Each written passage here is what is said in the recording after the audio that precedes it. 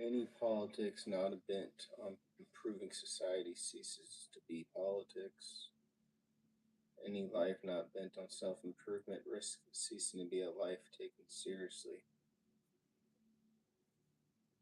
The myth of progress is the private theology of modern subjectivity.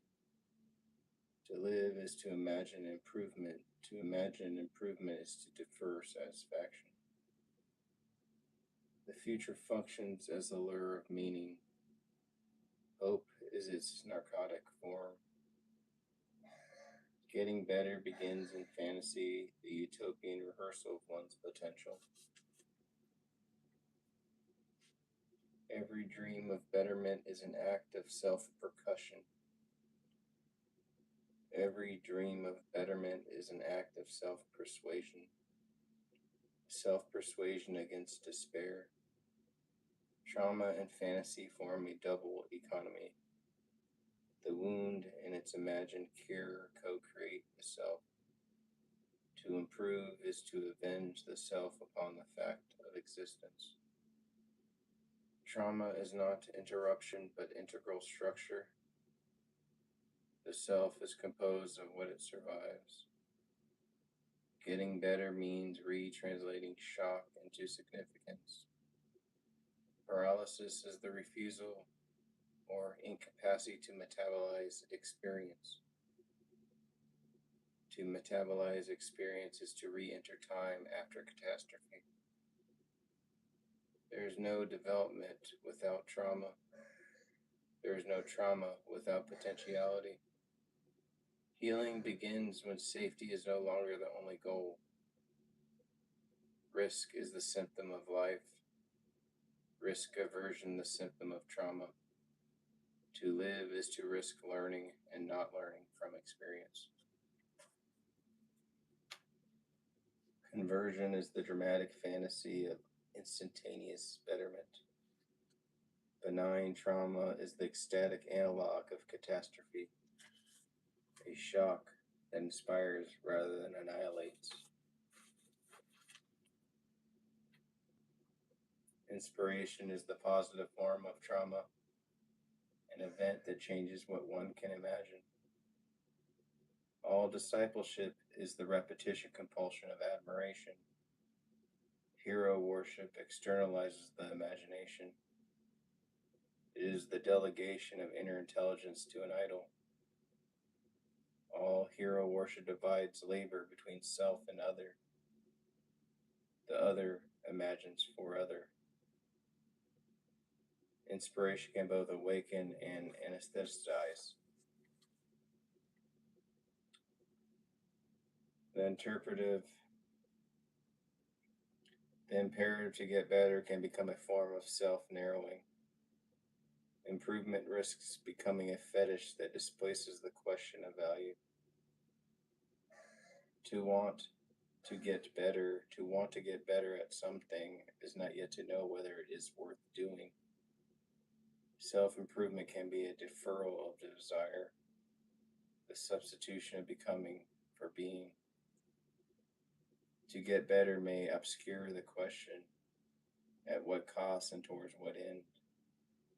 Wilde's paradox that a thing worth doing is worth doing badly is the antidote to the tyranny of betterment. Nature aims at nothing, other human agency introduces teleology. Nature aims at nothing, only human agency introduces teleology. To be human is to invent purposes and then to perfect the pursuit. The human animal is the self-interpreting animal. Our purposes are artifacts, not absolutes. Change is our invention. Improvement is our illusion.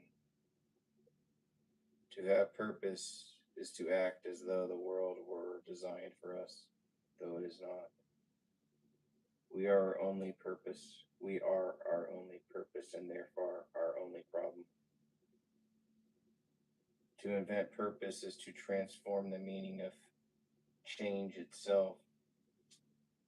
Unrealistic change becomes real only when enacted. Prophecy precedes realization.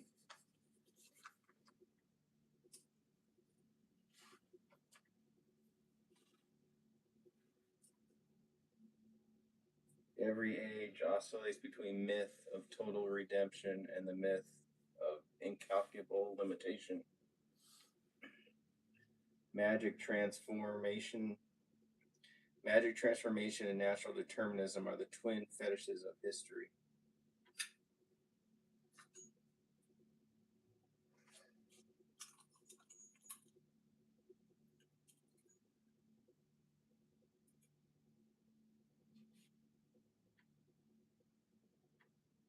We pursue the lives we want with the materials inherited from the lives we have lived. Every desire is an echo of previous sentences. Change is collective. There is no private transformation. The experience of change is always retrospective. We never feel the change we undergo.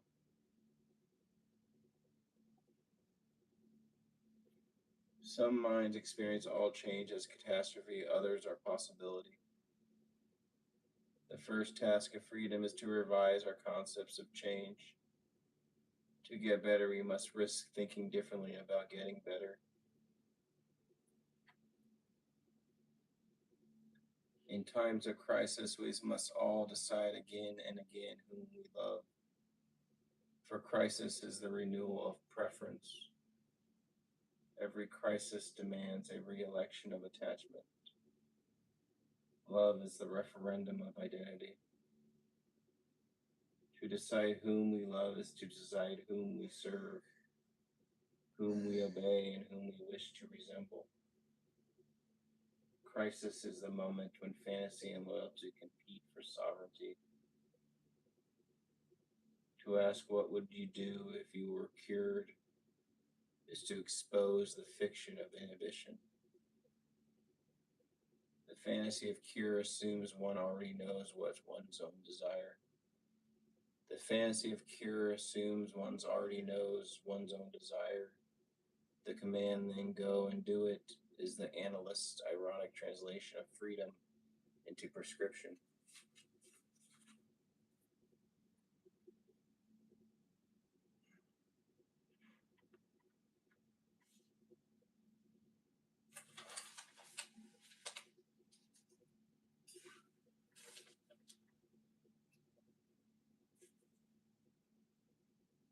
Cure, in its simplest form, is the overcoming of inhibition. In its more radical form, the interrogation of the wish to overcome. Every inhibition conceals both fear and grandeur. Fear of desire, grandeur of imagined disinhibition. We are haunted by the selves we believe we would become if we were cured.